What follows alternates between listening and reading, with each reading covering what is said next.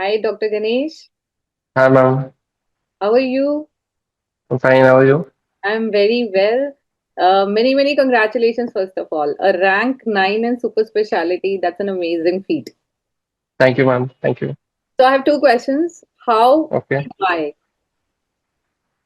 How? So that is actually a very difficult thing to answer because preparing for radiology super specialty is a bit difficult Yes, because the amount of sources available are just very less. yes, So the first thing was, okay, where should I even start, or what should my approach be? right. If we look at the question bank, there is nothing. Basically, there's nothing available out there. There's a dearth of MCQs. Like I had to really go through everything to find good MCQs. Right. And even after all that, I didn't get anything which was related to NEET basically. So what I had to rely on was this FRCR. Basically, this get through FRCR books are good. Yeah, So they are good for MCQ practice because I don't think so. There aren't many other resources available. There's also one Granger MCQ book which was okay. The explanations were sort of bad, but this Get Through FRCR books were good for basically good for your MCQs. Apart from that, the MCQs are it's a bit difficult because you cannot even find the previous year questions. right. So for MCQs, strictly I went to this Get Through FRCR book. And apart from that, primary residency, you solve a lot of cases, you go through cases. That does help a lot. And often the exam is based on your overall things which you have learned in residency over 3 years, rather than just preparing something in last 2 to 3 months.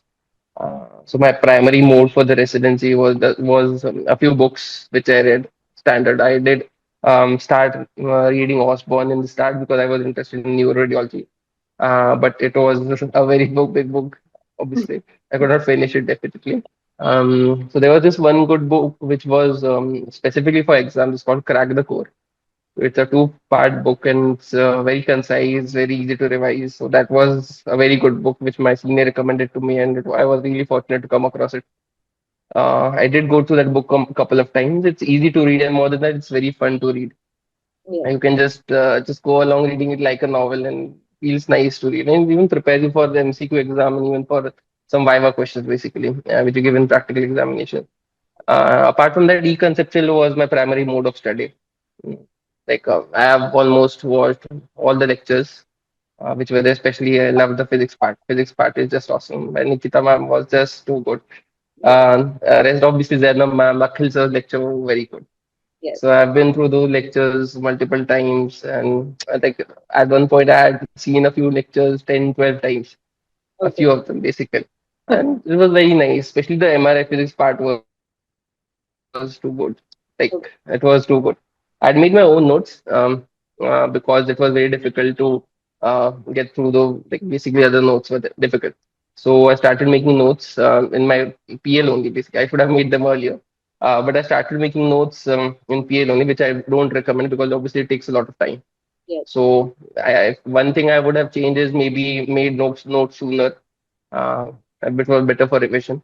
So basically, that's how my preparation was, mainly based on residency, what I learned in residency. Like paired with these a couple of MCQ books and crack the code. That I just revised multiple times. So, Oh, which that. year did Mhm. you actually decide that you are gonna go for super specialty? Was the first year before entering See, radiology? Which part? it was actually before entering into radiology. For me, I did think of like before going through all this, like I had a checklist key what I want from my radiology college. So I'm from KEM basically. So before getting into KEM, I had inquiry from one of my seniors. Yeah, with the intervention department basically, because for me, intervention was the thing that brought me into radiology, especially neuro intervention. I'm very interested in neuro intervention and onco intervention. So I did ask around how is the neuro intervention department here in KM, and it was very good. Uh, Most of my seniors have had a very positive review, and it was close to my home only. So that was an obvious choice. For me, the decision of intervention was mostly based before I got into radiology. I do love diagnostic radiology, definitely, but for me, the intervention part is what uh, like, brings the fire in me, and I love doing that. So how did you manage your time? KEM has got one of the most hectic loads, right? One of the Yes, worst patient loads. How did yes, you definitely. manage to, read the crack the code, do the MCQs and go through the postings, do the IR postings? I mean, How did you manage your time wisely? See, the first thing is ki you cannot really study a lot in your first year. You have to go through the hell of residency for first year because first year is just too hectic. You have a lot of calls, 15, 17 calls in a month, and you cannot really dedicate a lot of time to academics or reading in first year. The main preparation is starts when your juniors come. Basically, when your juniors come and there's a period of 4 5 months where you train them and they become good enough to handle the USG calls by themselves. That is the point where you have a little bit more time to yourself. You can start finally reading something. Before that, though, it's really difficult to manage because with the hectic USG calls, you're learning something new. And by the mid second year to the late second year, you realize you have had one single posting every like in each posting you like we had 1 month postings basically. So you're rotated in 1 monthly posting. You've seen every modality till the end of second year. So you're not new to it. So you get adjusted eventually to what kind of work you have in that 1 month of posting. So that after that, it really depends on you how you manage your time. Because after that, you have a day call 9 to 5, and after that, you are on call. Yeah. Mostly juniors handle the call, and you have to be there just. Right. So how do you manage that time? That is very important. So If you manage, how did you manage? Mhm. How did you manage? For me, my juniors were very efficient. I really am really proud of my juniors because they made sure ki, we had the best, like we had the best crop of juniors. I don't know why, but they were very efficient in their duties. They did have a lot of doubts, and we were happy to clear them. But they helped us like take the load off us at the right moment. So during that time, I used to just sit around in the call room or sit around in my room waiting for a call. Till then, you can go through the MCQ, or study, whatever you want, basically. So I found doing revision during that call period was a much better thing rather than reading a new topic. I would just go through revising because it was easier to revise during that call period because you can get a call anytime you have to just get up and leave. So it breaks the momentum if you are reading a new topic. So Right. rather than during the call hours, I used to prefer revising or solving an MCQ or discussing anything with my friend or my colleagues. We had very good colleagues also. So we used to sit there and discuss. So that management is something you have to deal with yourself because everyone has a different residency. Everyone has a different caseload.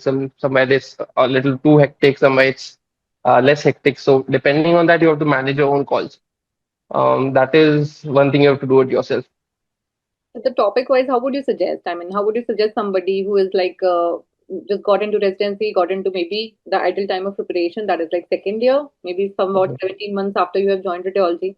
What is a good approach that you would say, given the number of the resources that are available? Even Conceptual has got huge number of videos, right?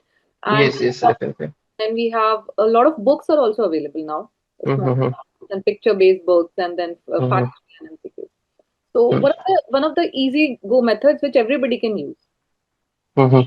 So in NEET, and I was also preparing. First, you have to decide ki what exam you want to prepare for. In INI, there's division of basically the division of neuro, cardio. Basically, everything is divided. So if you're mainly preparing for INI, basically that has a very different approach as compared to preparation for NEET. In NEET, there is a chunk, like you can divide, there's a major chunk of syllabus comes from neuro, abdomen, MSK, and I think chest radiology. So these are your major four systems from which most of the chunk come. From this, the less chunk come from the cardiac, women's imaging, and OBG. They have a little bit less weightage as compared to others. So you have to make sure you're thorough with all these four subjects very nicely. For me, neuro was my go-to thing. I loved doing neurology. So for me, I used to even when I was bored, I used to study neuro. So apart from that, neuro, you have to make sure you cover topics from thoracic, topics from MSK, and topics from abdomen very well.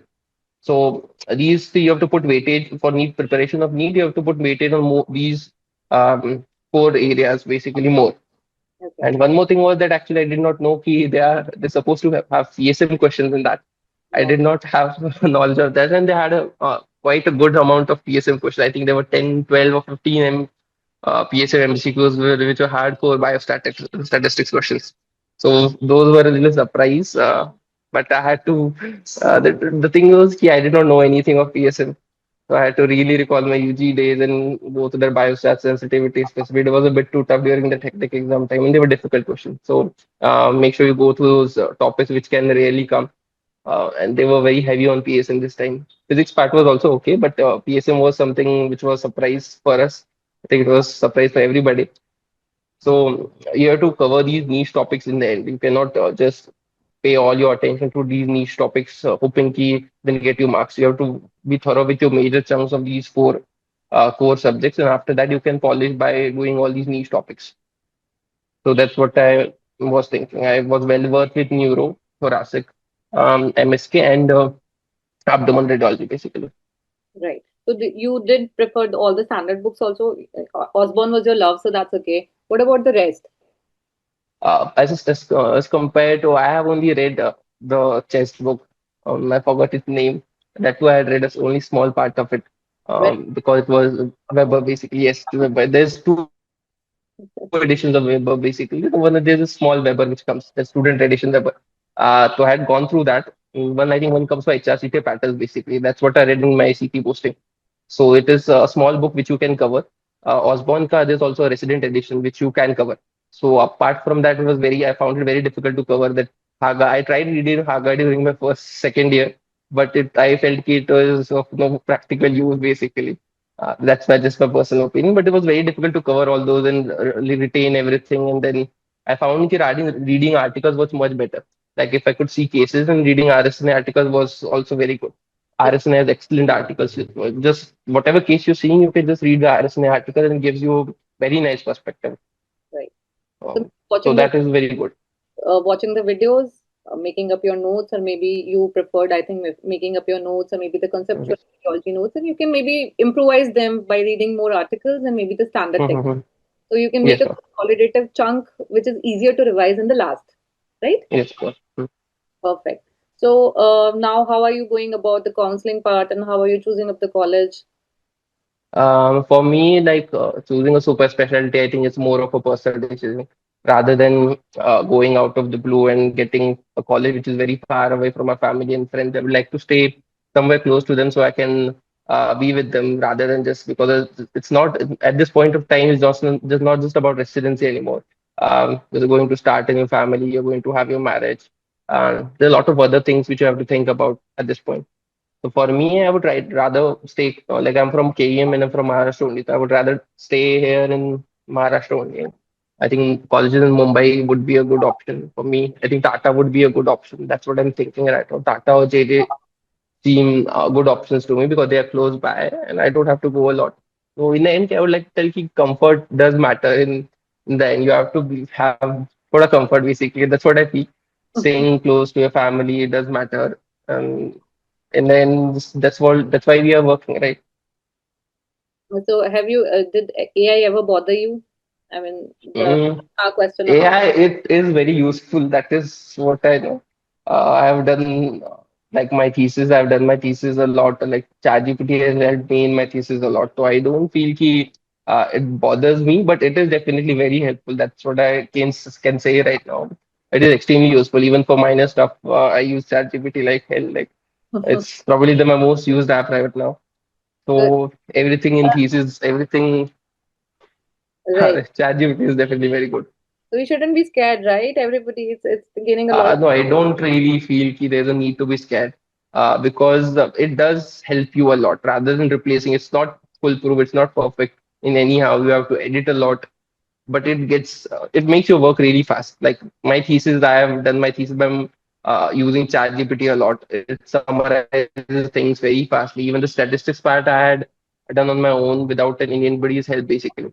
So it was basically because I was able to derive the information I could understand. ChatGPT used to give a very good summary of it in terms which I can really understand. Biostats is not my strong point. So it was very helpful. It wasn't foolproof. I had to sit and edit. I had to give it a lot of commands. I had to give it a lot of prompts. So it's not foolproof, but it does reduce your work a lot. And you can really integrate in your reporting as well. Like one of the transplant reports, I remember one of my seniors was doing a liver transplant reporting, pre-operative checklist basically. So we asked him, "Kya would be an ideal report look?" Basically, so he gave a very nice format. Even DeepSeek is a very good tool which you can use, and you can derive a very good report from it. It is not foolproof, but it does make your job hell of a lot easy. So I think you can use it very well if you know, and you actually need to use it because it reduces your time by half, more than half actually. Yeah. The manual work is really reduced. So rather than being scared of it, I think if you learn to use it in the best way, Yes. because it is very useful. So that's a major misconception. People are not even opting for radiology. I mean, it has a little affected, not to that Yes, extent, but it is, definitely it has affected. yeah, the smart brains opting for radiology, it is affecting their perception, right? It has affected. Yes, So all the best, Dr. Ganesh. We are so proud of you securing such a good rank, and thank you. all the best for your counseling. And we wish that you keep on doing wonders, right? Thank you. Stay connected with us always. Okay. Thank you. Bye, ma'am.